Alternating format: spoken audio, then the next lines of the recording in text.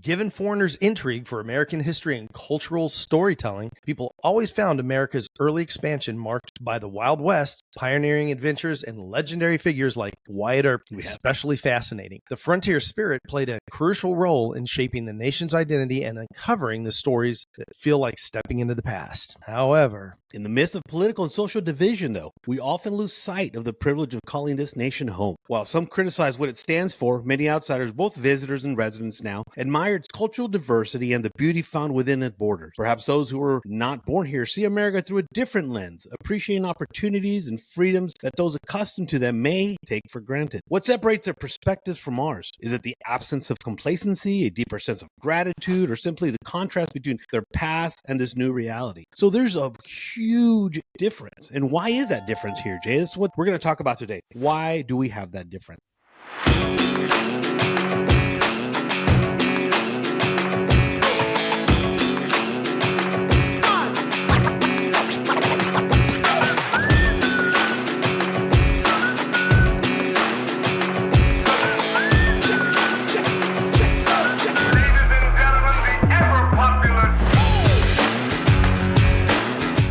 And there's a couple of things I think that you and I have talked in the past, and even now that we see with the rise of social media platforms out there, just how some people either hate this country or love it, right? Whether they're born here or they weren't. Some see the things that we've taken for granted as something they don't, even free countries out there. Because, you know, if you look at it and people call themselves a free nation, they're never truly really free, right? They still have some control in some aspects of their lives. Let's take a look at the UK at the moment, how they are censoring all kinds of material that people can say either out in the streets or on their social media platforms. Something that today here in America, we would find incredibly appalled to know they're doing that, right? Where I can't go outside and preach the word of God, or I can't go on my social media and say, I don't believe in transgenders, or, you know, whatever the case is. We're not limited to that free speech. Now, granted, some of that free speech leads to hatred by others because in their views, only their speech matters and not the opposing person's speech. But for us as Americans, to ever even think about that ever happening that's ridiculous. Would you ever think that there's going to be a day where in America, someone's going to say, hey, you can't say that. Hey, you can't preach in that corner. Hey, you can't do that. No, we don't think about it because we know it won't happen, right? Because then chaos would ensue. That's the problem. We take that for granted. We think that, hey, it's not going to happen here. So to me, it's a God-given right, right? Because the Constitution, based on religion, on our forefathers, that's why we always say, people, you hear it all the time, oh, that's my God-given right, because it was Christian, the Constitution, and how they brought it together. So we have this tendency that's our God-given right. No one could. We have this ego. We have this pride on our shoulders as Americans to say, you can't do that, dude. You can't take that from me. I could go over there and beat you, and that's my freedom right there. I could do that, right? And yeah. But isn't that how far we've gotten? Right? Yeah. And the police have gone to the point where like, yeah, you know what? I can't really arrest you right now. So just go away. I just broke the window, ran out with 20 pairs of shoes because of racism, but I'm not going to arrest you because if in California, it falls under $1,000, so you're good. It's $999, right? So that's probably about 2 pairs of shoes in California. The point is, we've gotten so accustomed, we've gotten so spoiled in America that it takes a foreigner to come here and say, you guys are a great country. What are you crying about? Right? Even today, I was watching this video, and it was just random little social media experiment. You know how they love doing those things, right? And they were asking Russians, what are some of the things you find intriguing about America, right? And these are people who've never been here. They just say like, oh, well, there's so many different cultures there, right? There's so many different things happening there. It's great to see the geographical locations of each state. It's so different, right? Like you go from a desert to a forest to just different types of topography all over the U.S., right? Where in Europe, you'd have to travel to another country to see something, right? And you go from the plain, right, from the flat lands of the Midwest to the mountains of the Rockies, and just so many different lakes. Everything's so diverse, from the people to the topography out here, and just simple things like that. I was watching this video, and I think I shared with you last time, where people were taking their oath, right, because they became U.S. citizens. They did it the right way. They became citizens. They came out of there because, everyone's given a little American flag. And they come out of there, man, waving that flag. Oh, yeah. Happy. Like, We did it. Like, so proud. And then you have these jabronis burning the American flag, people that live here, that are born here. You're like, where's that Jabronis. where's that divide? So today I want to talk about what stands out about America. What is it that attracts people to America? Besides, clearly the obvious, what are some of the things that we see? I think, and the first one I think we should hit is the cultural melting pot that we have here. We are a hub of immigrants, but first we were a hub of pioneers, right? We came out here, and discovered this beautiful land, and we started then we realized from living here that, oh my God, we're living under a tyranny of Europe. We need to get away from that, and we became a country, and there's just so much beauty in there. But I think the first thing that we should look at is the cultural melting pot. There's so much diversity in cuisine, in language, in just basic cultures in America. Like, don't you agree? Like, there's little China, there's little Mexico. Well, little Mexico is probably everywhere in America now. But like, there's all kinds of different types of cultures, traditions, ideas, cuisine in the U.S. What do you think about that? Yeah, absolutely. I kind of stepping back on what you were saying just right before that, and that leads into the United States being a cultural melting pot, is these folks that they've just become a U.S. citizen, right? They've taken their oath and everything, and they get their paper and their, flag and all that kind of stuff. And they're so proud at that moment, right? And that doesn't mean that, if they're from Mexico, if they're from England, if they're from Africa, that they're not going to bring, like you said, some of those cultures, some of those, the food, the beliefs, all these things. It's probably already here. Yeah, it's probably already here. And they're going to find a community that kind of, mimics their comfort level, right? And they've probably, if they've been here, they've probably already been, they're either living in those pseudo communities, or they know where they're at, so they can go and get, food that's as close as possible to where they're from in their home. I mean, you say, well, why does this specific area have so many people from this culture? Like, if you go to, obviously, Florida's a great one, right? Florida, a lot of Cubans. Why? Well, because Cuba's really close by. Yeah. And Puerto Ricans too. Yeah. But what's really funny is, like, down in that area, you have Haiti, of course, and you have the Dominican Republic. Correct. There's probably the large populace of Dominican people is like up in the New England states, up towards New York, which is strange, right? You think, well, why wouldn't they be like in Florida too? Whenever that started, you had a bunch of people that they said, hey, this is where you got to come to. And so there's this comfort level, just like you said, in LA is probably a really big one. And it's sad that California, and especially LA, has become such a, turd town. But LA is great for having such a huge melting pot. And that's what used to make it so great when Hollywood was great. And when you had little Chinatown, right? And you had Olivera Street, you had little Mexico, and you had all these different places.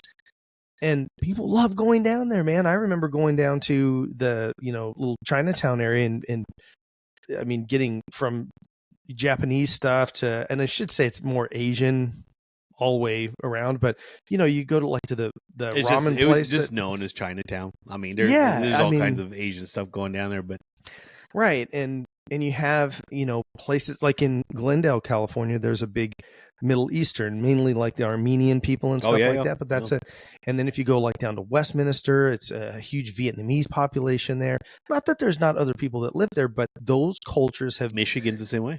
Kind of we talked about it a couple episodes ago, like Dearborn, Michigan, right? A lot of Middle Eastern folks there and such. So and great food too. Yeah, well, whenever you get to these places where you have people from those cultures are concentrated in one place, they want to create what they had back home. Now, here's the key thing. And again, I hate to keep harping on these people that just came in, just became citizens. But one of the great things about it is they want to bring a little bit of the flavor from home, but they want to leave the bad parts of their home behind. And they want to take advantage of what the United States actually offers them for their future and for their kids' future. Right. And that's one of the great things. And it's sad that people that were born here that have all the opportunity in the world are some of the biggest complainers and biggest whiners about everything that we that we're offered here, and that people that are coming from outside the country are offered.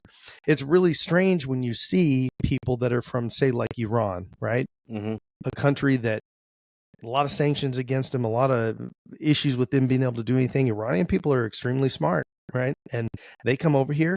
A lot of them work in high-end sales, what do you call it, property development and stuff like that. They make a lot of money. Yeah. These people are very wealthy, and you'd say, well, gosh, how did they do that in American people? Because they come over here and they're not messing around, and they don't sit around whining all day. Correct. About somebody called them some. They get made fun of all the time. There's a guy, his name's Manny Koshpin, and if you he's got books out there that are really great. He's got I don't know how many. I mean, somebody can correct me or write it down here. He's got 4 or 5 Bugattis. Right? You know what a Bugatti is, right? They're $1 million plus vehicles. Yeah. I mean, I think one of them has 3.5 million or something like that. I could barely afford one. I just have one outside. I know. I just have a bumper or one that I hit on the 10 freeway. No. So, when he started his first job, he worked for Kmart. Of course, they're kind of out of business at this point, but he worked for Kmart. And you know what people did? They made fun of him because he didn't speak English good, because he had a funny accent, because he was from Iran and his parents fought to get over here. He took that being made fun of and everything and applied it. And now he runs his own company, and he has... Hopefully not Kmart, because that went bankrupt. No, not Kmart. Oh, okay. Sears. No. But the Falafel House. No, he runs, it's actually Koshman Enterprises, and he owns tons of commercial properties all over the country. So and I'm glad you mentioned that, because that goes back into that what we talked about originally, was about that the cultural melting pot, right?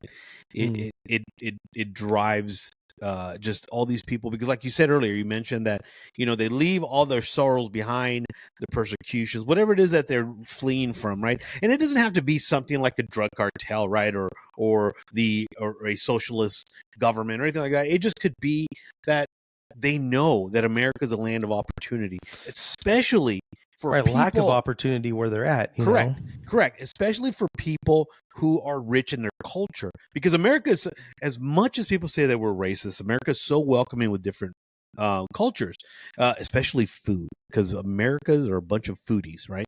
And fatty foodies. There you go. And we have a friend in common who's from El Salvador, and if not for her, I would have no clue what a pupusa was, right? Pupusa, and yeah, and I'm thinking now, I'm like, great, more floury stuff to get fat, right? And I'm like, bring it on.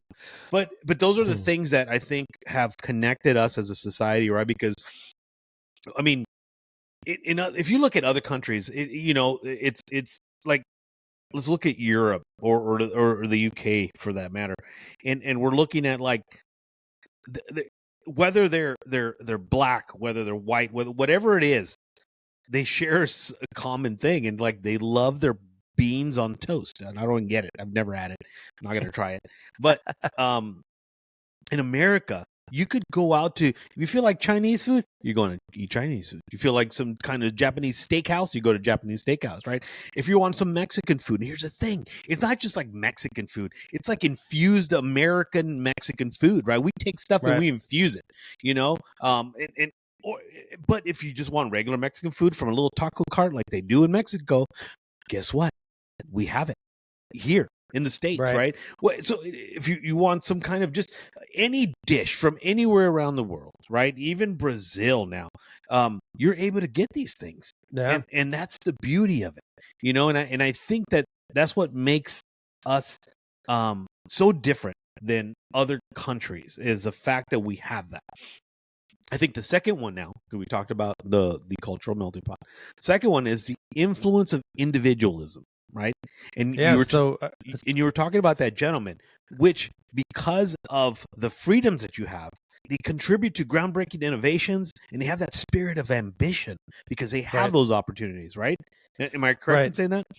Yeah, absolutely. And I think that we were already kind of leading into that, perfectly. And like you were talking about, obviously the food thing is cultural and everything, right? Especially number one, numero uno. But the influence and the individualism that the United States really pushes for, right, for people, and it's a natural push. So when I say that, the United States naturally pushes you to do that. It also naturally pushes you to do nothing and be lazy and be a bum on the street if you want to, right? Correct. Because you have this full freedom. I'm going to step back just for a second. What you said are God-given freedoms. And people, especially people that are like atheists or what have you, that don't believe in God or don't have a higher power belief of any kind, just because it has the word God in it doesn't mean you have to believe it that way. When the day you are born, you're born free, right? Correct. And there has been times in history when you weren't born free. You were born into captivity, into slavery. And people will argue, especially folks that are patriots now will argue, well, we're kind of born into pseudo slavery, a indentured servitude of sorts where you never stop paying taxes, right? One of the things they're fighting right now on Capitol Hill is, and what's his name? Ron DeSantis actually had mentioned it about, when you buy your home, let's say you pay it off, it's still not your home. You're paying taxes, so you never truly own that part of your life. And that's something that is wrong, right? It should be something that people own at the end of the time of paying for it. If you achieve the goal of paying your house off, there should be no taxes, right? Is that what you're saying? Because I agree. Absolutely, yeah. Well, and another personal opinion of mine is anybody that makes it to 80 years old, 80 and above, shouldn't pay taxes anymore. They've paid their dues their whole life, man. How about 55? How about 50? 55, yeah. And somebody would say, well, but what if they own $1 million, multi-million-dollar company or whatever? Well, the company has to pay its taxes still. I'm talking about the individual. Yeah. I don't care if it's Elon Musk, right? They have paid their dues in life. If they reach 100, this is totally my belief. If they reach 100, and we'd have to figure out what this would be, that there's an amount that we would actually pay them. This would be a twofold. One, honoring somebody that lived to be 100 in the United States, I think anybody could get on board with, right? Yeah. The other thing is that you're going to verify that this person is alive to give them a check.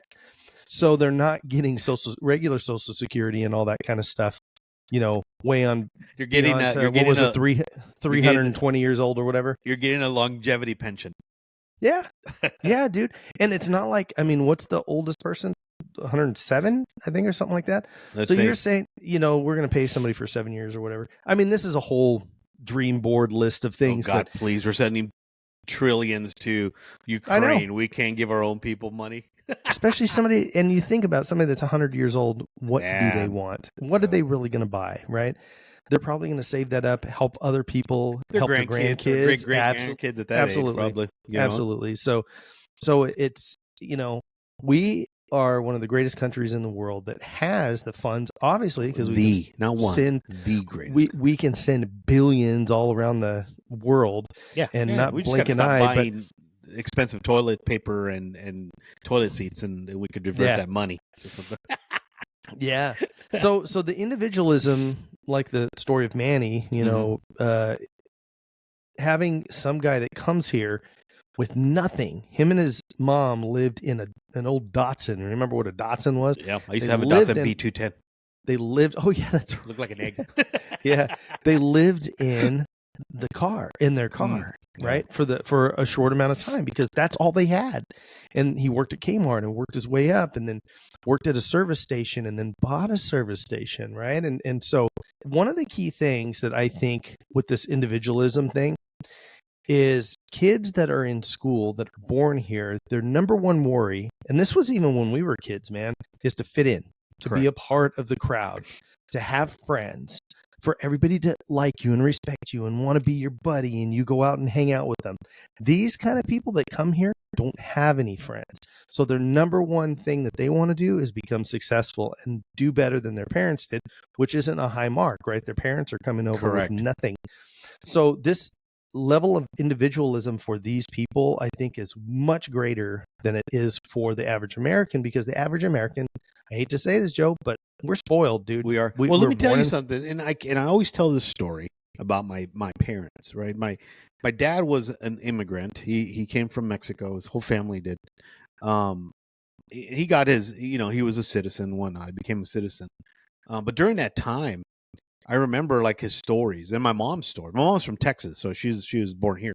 But they used to work the fields. So my dad would follow the fields from the work from the valley all the way up to from Southern California all the way to Northern California, wherever it would take them. They'd follow the either picking grapes, lemons, whatever the case is, right?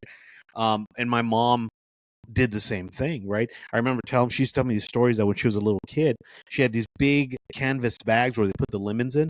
She was a little girl, and they would have to get in there and grab them, and they were getting cut. So she had all these just scratches from the thorns from the lemon trees, and she was just dumping them in these big bags. And like she said, the bags were almost bigger than her, and they get paid by the pounds and whatnot.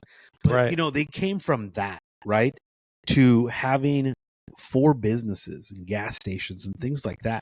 They own so bars, awesome. drive-in theaters, radio stations. Like they had my dad created a little just a little monopoly of businesses, and from nothing, from picking the grapes in the field, right?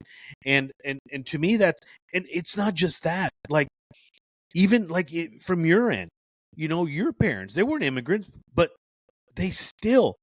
they had the same stories where they had nothing, right? And they grew to something. And that's a lot. That's not just people from Mexico or Central America, South America, or from overseas. It's just people in general in America. And it's that influence of individualism that has made this nation so great. So which leads to number 3, which is something that we talked about earlier, which is the geographical diversity in America. Right. And we talked about that. We talked about the humongous range of landscape, right? Right. It's just humongous. You go anywhere. Like I lived in Michigan for about almost 4 years. And like the difference is night and day from what I saw in Michigan versus what I'm used to seeing in Southern California, right? Or even in Arizona. Yeah. But just take our state, for example. We travel 4 hours north, and what do we go into? Snow, mountains, beautiful landscape. Pacific Northwest. I've been there a couple of times. Not a fan of the rain, right? I mean, I love rain, just not every day. You know what I mean? Yeah. You got the East Coast, West Coast. Like, where do you get that? Where do you get that in one nation? Like, I don't think anywhere. No, I mean that's our man. We it's so great, and I think something you and I talked about, and hopefully they do that 80-year-old thing because you and I, man, we've got a lot of states to go visit, bro. Right? And it's funny because like remember when I drove to Michigan one time. This is a restaurant in Texas, and it's called Big Tex or something like that, and they had these huge steaks, bro, huge steaks, and I'm like. They have these in every little place. Like, hey, come eat this 22-ounce steak in 1 hour and eat it. It is free. They're like, I'm going to take every challenge across America until I'm 500 pounds when I get to the East Coast. You know what I mean? But again, that's the beauty of it. Forrest Gump and run the whole way, Hell, I ain't running no broad. I run to the restroom. So... So let's take it since again, beautiful thing, right? So we talked about cultural melting pot. We talked about influences of individualism. We just talked about geographical diversity, historical development, bro. Like, yeah, some of them have been some weapons of mass destruction, but historically we've developed a lot of things, right? Yeah. Lights, cell phones, like so many things in America. Now, some of the things were made during wartime, right? Because it required a need for it. It was still something that we developed here in America, which leads us back to like number 2, the influence of individualism, right? We have the groundbreaking innovations. You want to like solve these problems. We like, dude, do you remember? I remember watching this movie and seeing the first computer that was used to help bring back those boys in Apollo. It was an IBM, and it took up an entire room. Right, the computer, right? We did that. Like, we made that, right? I mean, clearly it was humongous, and you go from that to a little laptop or a tablet or even your phone now, which our cell phone is more advanced than that computer system that was developed to bring back our astronauts from the Apollo mission. Isn't that crazy? Yeah. So, well, there's a bunch of different things that are in there. So the microchip, right, was invented here, and then of course. Was it really? You said it that I didn't know. The personal computer. Yeah. And here's something that everybody around the world uses every single day, It tracks our phones. It tells you where the nearest Starbucks is at. All those kind of things is GPS, the global positioning system. So imagine if people today have to use maps, bro. They go crazy. what was that called? The Thomas guy. Oh, Thomas guide. There you go. Yeah, we invented the sewing machine, one that was very important, cotton gin. Oh, yeah. So, but let's be honest. The automobile, the telephone, where would be without clothing, right? Datacon. That's right. Well, the thing is it made Henry it Ford? more accessible to people. Yeah. Did I say the internet, the airplane? I mean, just all these things. Yeah, the automobile. Henry Ford was. So there was obviously automobiles before Henry Ford, but he was the one that really pioneered the assembly line. The assembly line system. Correct. Yeah. And that really changed the world, and it's what helped us to help Europe shut down World War II, right? But think about that, Jay. What and that's the thing, that why do people feel that they have to come to America to start really building their innovations, their ideas? Like, what is it that calls them here? Because they know Americans would probably buy it, right? Because it's a good idea, I mean, clearly now we've gone to the phase of being obese and lazy because everything's being done for us. Like, I think today, I honestly feel this way. This is probably another episode, but I really feel that today our kids are getting dumber. And I don't mean that in a harsh way, but when you add social media, platforms and all these crazy ideologies on there, kids fall for that. They're so influenced at a young age. But then on top of that, you add CBT chat, and now everyone's doing their own homework. I mean, the CBT chat is doing homework for people. It's taking, like, remember, we had to go to the library, bro, check out books to come out with an essay to write a book report or something. We actually had to read the book. And the best thing we had that would be compared to like Chat GBT now would be Cliff Notes. Remember those? Oh God, yeah, Cliff Notes. So and the teacher knew if you were using those because it was very specific things that talked about. We use those to, like, if you don't want to read Where the Red Fern Grows, you go and got Cliff Notes to read what it was about. You got like a synopsis of it, right? And then, like, that poor dog. Yeah, God, it's so sad. But anyway, so clearly some of those things are bad, but sticking to what makes America so great is again, cultural melting pot, influence of individualism, geographical diversity, historical development created so many things here. And then the number 5, and this is something you know about, brother, because this is your thing, pulp culture and global influence. How much of that does the United States carry? Tell me. I'll be your Huckleberry. Yeah, that's a line from a movie. I'll be back. How many people were saying that from different countries? They can speak a speck of English, but they knew how to say "I'll be back." Right? Yep.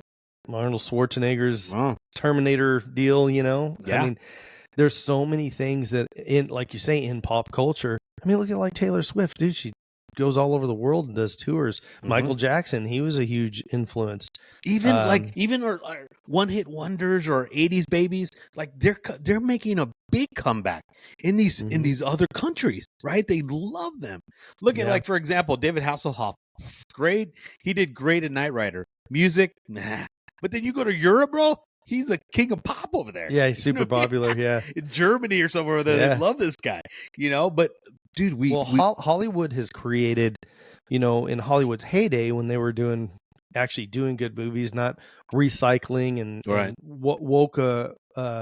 woke vision, trying to redo all the movies. It's not Wonka vision, right? It's woke vision. They're trying to take all the old Disney movies and make them a different color, just wackadoodle, instead of making new movies. You take like Bollywood, right? That's in India. Yeah. Okay, that spawned from them going, hey, that's really cool what they do. Let's do our own because our culture is different. And I don't know if you've ever seen like any part of the Bollywood movies. Oh man, dude, they're actually pretty good. Yeah. The color and everything they do is friggin' amazing, man. It's like they're beautiful done. Again, it has sparked innovation, in other countries.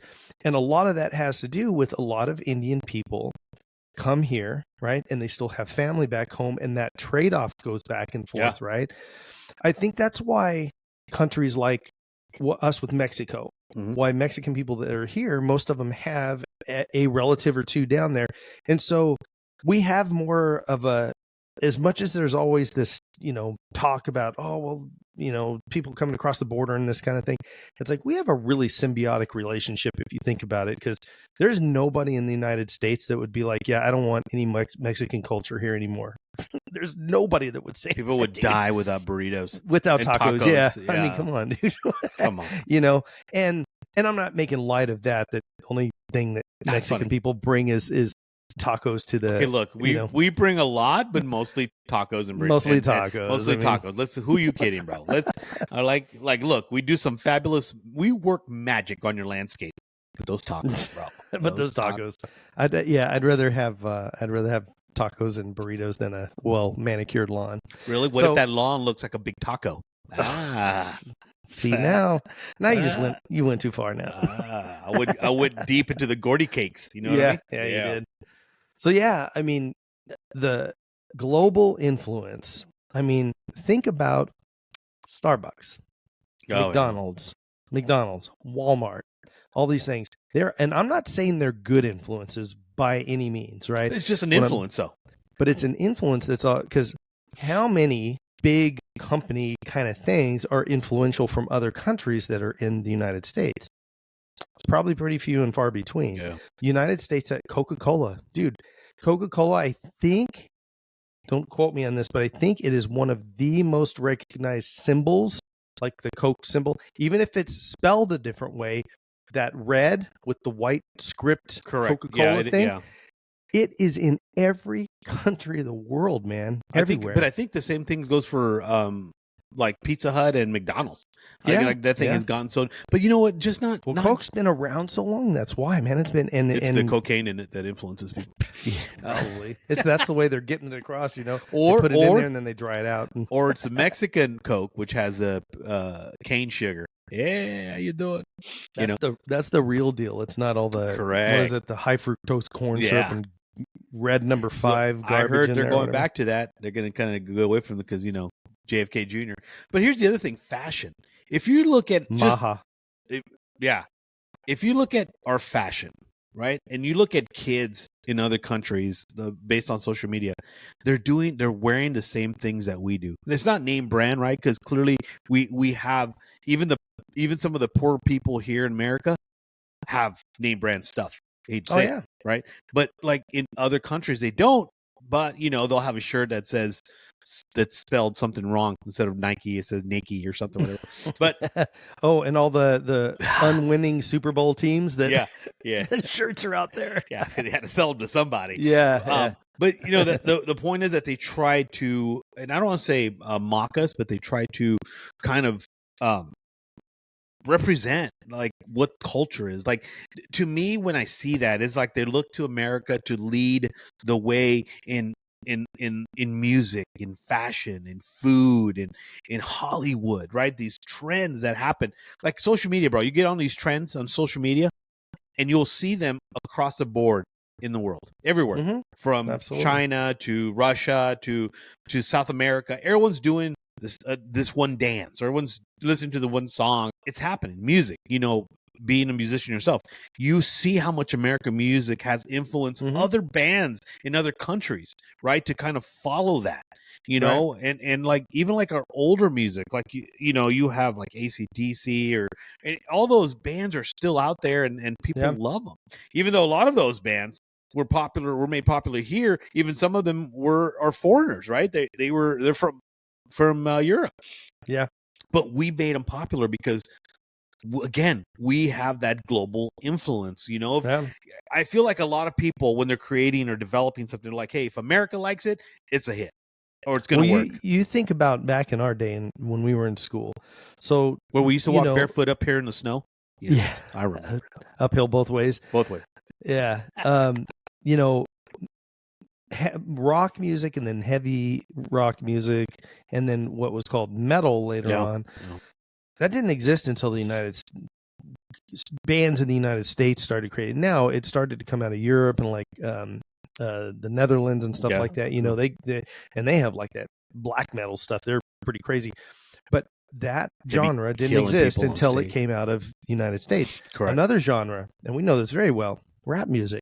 That music never existed anywhere else until it came out of the United States. Mm-hmm. Go to a country of the world that they don't have some person in their language and their culture is singing a song, but in rap style, right? Every country has that now. Yeah. So we influence tons of stuff. Now, again, I'm not saying everything that we influence, or because the fact that we have McDonald's in every country, I'm going to tell you right now, Brian, I ain't proud of that. Right? No, I'm not proud of it in our own country. However, it is a cultural icon. Correct. Everybody knows it, whether you go to McDonald's, you don't, you went a lot when you were younger, you don't anymore, or you go there every day for their coffee and hash browns, whatever. Again, free country. They have obviously done an amazing job at marketing and everything else. And they've been able to do that and get into so many other countries of the world. And yeah, Hollywood in the music business. So the Capitol Records of the world and all that, they were really big in influencing music and the movie industry. And those are two really big things that shifted in the world. Once movies and music became readily available to people, we had record stores. Remember? I mean, everywhere there was a record store. Remember the record alley at the mall? Record alley. Yep. No. I was just going to say that. Yeah, the record alley. So, those things were just commonplace for many years. It was just like, Blockbuster Video, movie rentals and all these kind of things. And before you had movie rentals, they first came out with like the movie channels and stuff like that. HBO, and that was before HBO even came out, right? So movies were a huge thing in our American culture. Triple Ecstasy. Oh wait, that's the wrong channel. Sorry. That was like channel 682. That was on satellite dish. Remember satellite dishes? Oh, the big, it looked like you were trying to talk to NASA from your backyard. Yeah. Pop culture, man, it's a big one. And I think the United States has a lot to do with the world's pop culture, right? Yeah. And I'm not ignorant to say that, you take like stuff from England, let's say, for example, they had, a funeral at a wedding or something like that. I can't remember but that was an English movie. And then they did it in the United States. Right. And to be honest with you, the one in the United States, I think is funnier, not just because we live here, but because of it was like Chris Rock and, they had the cast was really good in it. And the same thing with The Office, right? The Office started over there and then they brought it here. Well, which one is more popular worldwide? The one that's here. Yeah. Right. But you're right. We also take from other absolutely global influences and we make it our own. And that's the thing. And people like that. So, but there's some things that we can take. Like, I don't know if you remember growing up, I grew up watching the Benny Hill Show. You remember Benny Hill Show? Yeah. Great show. I love that show. It was so funny. I used to love how Benny Hill used to hit that little bald old man all the time. The old bald man. Yeah. And unfortunately he died. And they'd run back and forth across the screen. Yeah. Unfortunately he died by himself alone in a hotel room, or in an apartment. It's sad. But anyway, and that's the thing. Some of our comedians picked up on a lot of those Benny Hill shows and a lot of those funny comics from back in the day. And they based their comedy on some things like that, and they developed their own and made it better and stuff like that. Slapstick comedy, right? Things like that has changed so much, but we also get influences from across the world and we make it our own. That's the biggest thing about America, is that we make things our own. And there's nothing wrong with that. Just like there's nothing wrong taking some of America things and making it more for your culture, for your part of your country. There's nothing wrong with that, sharing these things. There's people say like, oh, that's American, you can't take that. Well, you know what, we've taken things, people have taken stuff. This is what living in one world does. We share each other's things. And so I think that's important. And I think that just drives to the fact that as a society, not just an American society, but as a society as a whole, we have to understand that we've all taken a little bit from everybody, and whether we've improved on it, made it worse, Disney, thank you, or done better, we all should be able to appreciate those things, right, and take advantage of those things. And I get it. I get why America is so great and why people want to come here.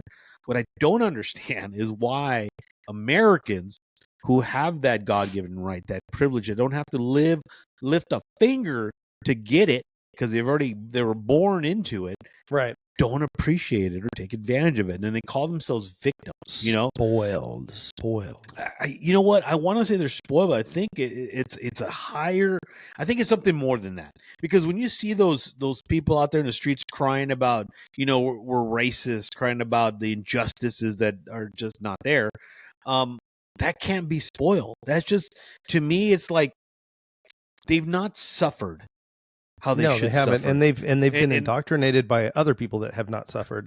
In some cases, Jay, I think they're just dum-dums. Honestly, I don't think they need a lot of influence. I think they really saw that they saw the Roadrunner paint a tunnel on the wall of the Rock, and they think that they could do the same thing, right? And they can't differentiate between reality and make believe, and that, Right. and they don't see what's in front of them. That old saying, you don't know what you have until you lose it.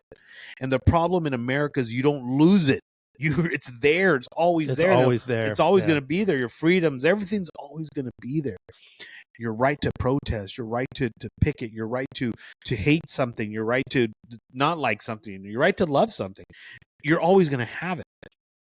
And that's the problem, that they don't know what they have in their grasp, yet they use it every day. Every day. Right? And it's going to bring me to our last point in what makes America so great. So we talked about cultural melting pot, right? We talked about I don't know why we always make things about food, cultural melting pot. It's the best subject in the world. Just saying. Influences of individualism. We talked about geographical diversity, historical development, and we just finished talking about pop culture and global influence, which we clearly lead the way. But then the last and final one is our economic and political power. Even at our lowest, we still are in economic power to be dealt with, right? And it goes without saying, politically, especially now, we're a country to be not be misunderstood or misled. We're going to run things regardless of our position, right? Whether you like it or not. This is America, though. This is how we are, bro. We got egos, we got pride, but I think the biggest thing is, like, and I hate talking about this, but let's go back 9/11. We were a little diverse, right? We were a little split. There's always been racial tension thanks to the left. There's always been something about that. But then something happened. It didn't matter what color you were, but you died on that day, right? Right. 2 towers were 100%. taken out, planes were taken out, Pentagon. There's so many things that happened. And they didn't say, hey, we're going to get all the white people, or hey, we're going to get all the black people, or no. You know who it was? Americans. That's it. Yeah. Just 100%. Americans. And we came together as a nation. Absolutely. And you know what? It didn't matter what we did. It didn't matter if we went to war, that we did all kinds of things. No one cared. Yeah. You know why? Because we want an eye for an eye. Because you heard of our Americans. That's a sad thing. It's almost like a family. You don't talk to a relative until they die and you go to the funeral. Then you realize it's too late. That's 100%, man.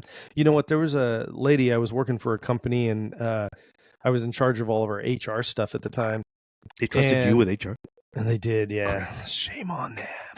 So anyways, I talked to this lady for our benefits at the insurance company. Mm-hmm. And I just called the phone number, and I would talk to this lady all the time, and she was really nice, and I kind of got to know her, and I go, hey, I got somebody I need to ask you about their, benefits package and this and that, and when their 401k kicks in or what have you. And I remember after 9/11, I made the phone call, and somebody answered the phone, and I asked for her. I said I normally deal with her, and he said, you know what, I'm really sorry to tell you this, but she was actually in the towers when it went down. And I never, other than her name and position at the company, I didn't know what color she was. All I knew was she was somebody on the other end of the phone that was kind as heck. She could have been any color under the rainbow. And we lost an American that day. And I'm sitting there at work, and I got emotional because I'm thinking, how's this possible? Because at that time, I was in Southern California, about as far away as you could get in the United States from New York, right? And to know that somebody that I talk to, not on a daily basis, but, every week or 2 weeks or whatever, that person lost their life in one of the most tragic things that our nation had had to deal with since maybe like the Civil War, right? Yeah. I mean, we've had a bunch of tragedies, obviously natural disasters and things like that. But that's one of those things that, really hit people. And unfortunately, just like you said, man, kids haven't had to suffer, Yeah. and I don't want to say at all that we suffered at all. And I think we had almost fairy tale childhoods, right? Yeah. Really great. I mean, even though we didn't have a lot of money when I was growing up, I didn't know any different, man. We just had fun. We played outside in the We're water Gen hose, Xers, and bro. We're Gen yeah, Xers. right. In fact, we had to stay outside because once you get your feet muddy and everything, nope, You no, ain't door's coming in. locked. You ain't coming in Until you got watered down with the hose. Yep. All right, come in. So that was a really an awakening for me in so many aspects, and that's why when people this whole thing with like when January 6th happened and they're like it's worse than 9/11, I'm like, no, it's not, dude. God, no, yeah. I mean, the amount of people that lost their life and just everything that happened. But here's the key thing, and you said it, hit the nail on the head, is that our nation became one nation at that moment. At that very moment, we were so totally solidified. Now, the little exception to that would have been some of the people that were from the Middle East at that time, just like during World War II, how the Japanese were treated. Some of the people from the Middle East got treated that way too during 9/11. That was right? just, because but that was just that distrust. that was just one of those, like, it happened. The media went hard. We went hard, and our emotions got the best of us. And as Americans, we need to slow down when it comes to that. Not slow down when it comes to justice, but slow down to when we have to point the finger. Because at the end of the day, we see it still to this day, dude. I mean, do. In the media lately. You've seen this stuff. What is it? 86-47. Have you seen that? Yeah. The whole thing with, and so there's more of it going on. Yeah, this should happen. This, and it's like, dude, there's never a time. Like, listen, I'll tell everybody straight up, I didn't vote for Joe Biden. I wouldn't have voted for Kamala Harris, and not because she's a woman or black, because she would have made a failed president. I will say this now. She's a DTD. Hopefully, she's a DTD.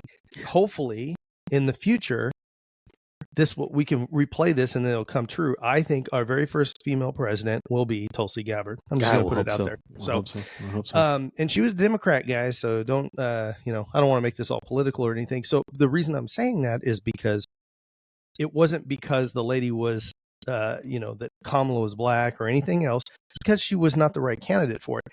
With all that said, I didn't like Bush Jr. I was not a fan of his. I would never, ever want those people, unalived. I would never want to say anything like that. That's terrible, man. Even in my worst days, I would never be like that, man. Volkswagen is such an un-American vehicle. It's so un-American. I mean, it was like Hitler's. All these people always Hitler, and Trump's Hitler and this and that. Well, look at the history of Volkswagen. Just do it. And then they cheated on their cars, right, to get the smog deal here. The emissions not too long ago.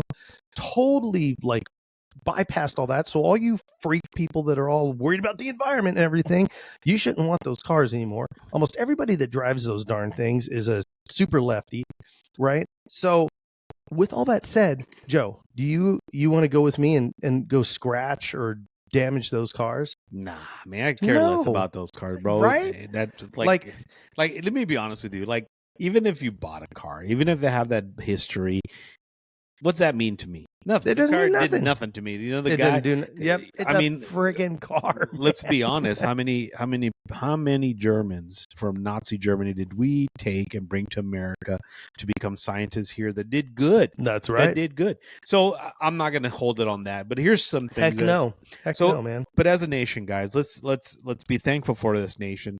And again, these points are very important. That makes America different than the other country out there. And I don't mean this to say that any other country is worse or not, but I think there's people that were born into this appreciate these things, right? Yeah. The cultural melting pot that we have. Welcome it. Right. You be cultured. Being cultured means knowing different cultures. Be cultured. Don't just know one, right? Influence of individualism, right? Create a mindset that's going to create some groundbreaking innovations and be ambitious. There's a lot of people out there that have that.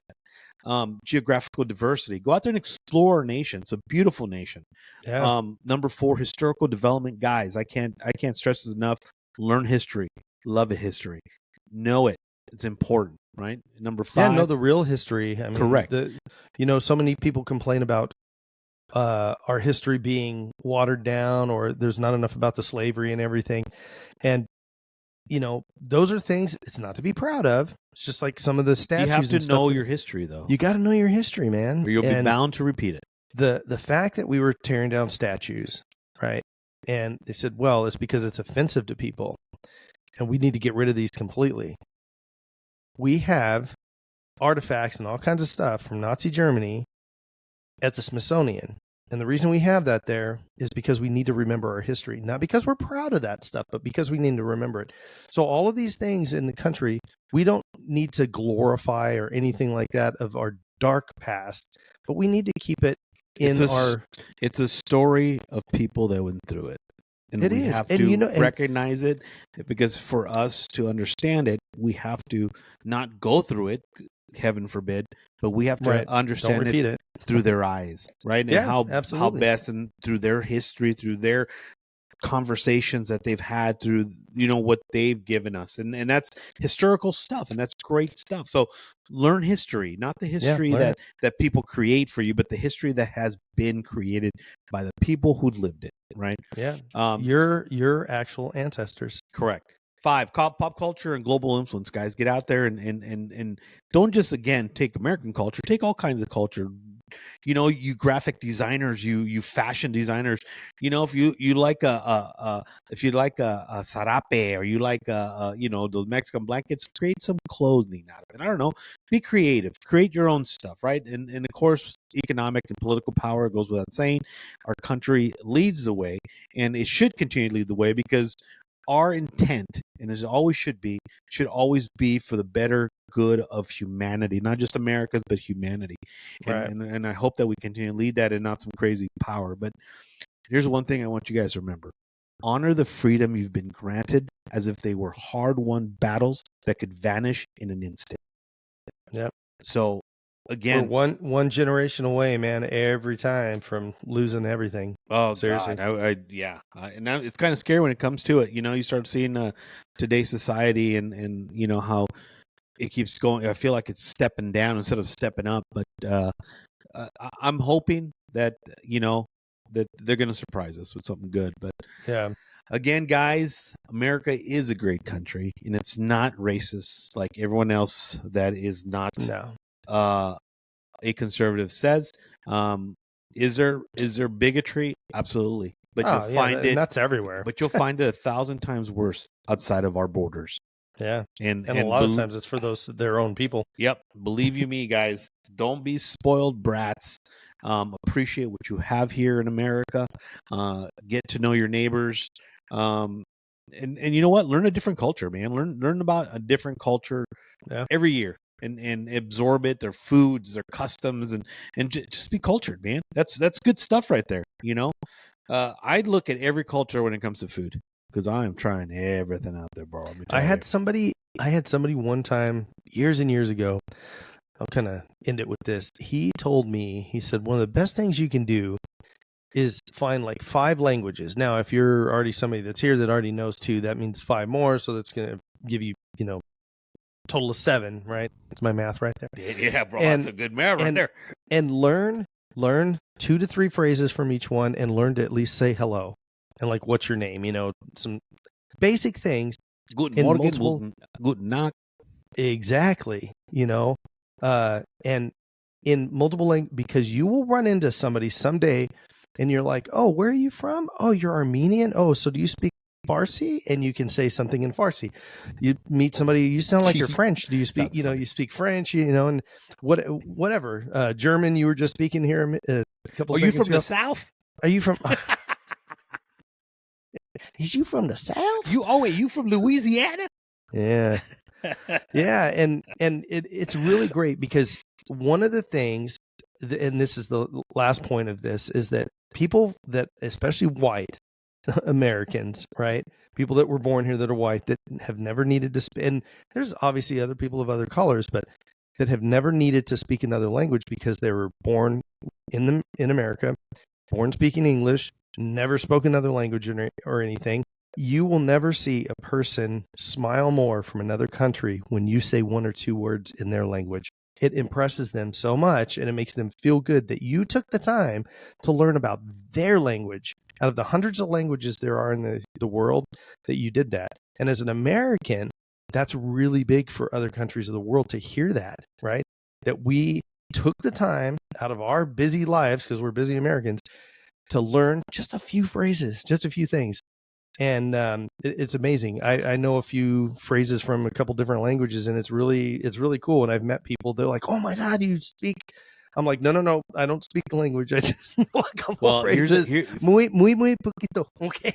I know how to order beer and alcohol. I mean, alcohol and food. But here's funny. Cerveza and baño. I'm not in that order.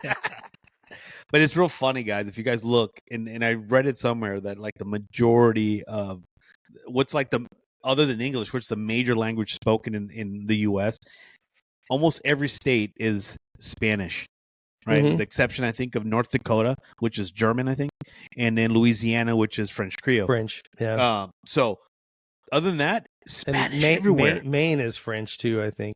And I think you're right. Yeah. And so other than those like Quebec, yeah. So other than those areas, it's mostly Spanish. So even if you learn Spanish, that's a great thing, because come on, let's face it, man. How you gonna talk to these people making our food? Because you go to a Chinese restaurant, go in the kitchen, they mezcla. Bro, you can say wow all day. You know I'm speaking truth right now. Yeah. No, and it's one of those things that again, having this comfort level with one another.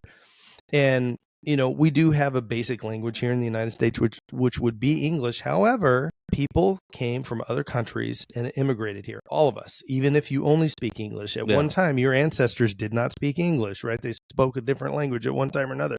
All the foods that came here. To wrap it up, America is only what has been brought here, or what the natives that were here at one time, whether that was the Native Americans, what we would call them, or like the Aztecs and those that were, in this general area.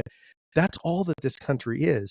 There is no such thing as American food. There is American food is food that has been accumulated here. And Joe and I have talked about this before, that has been accumulated here and then made into its own little mix. And that has become American food. The only thing's American food. Hamburger. That's like the only thing. But I think they stole that from the Mexicans with our tortas. Tortas.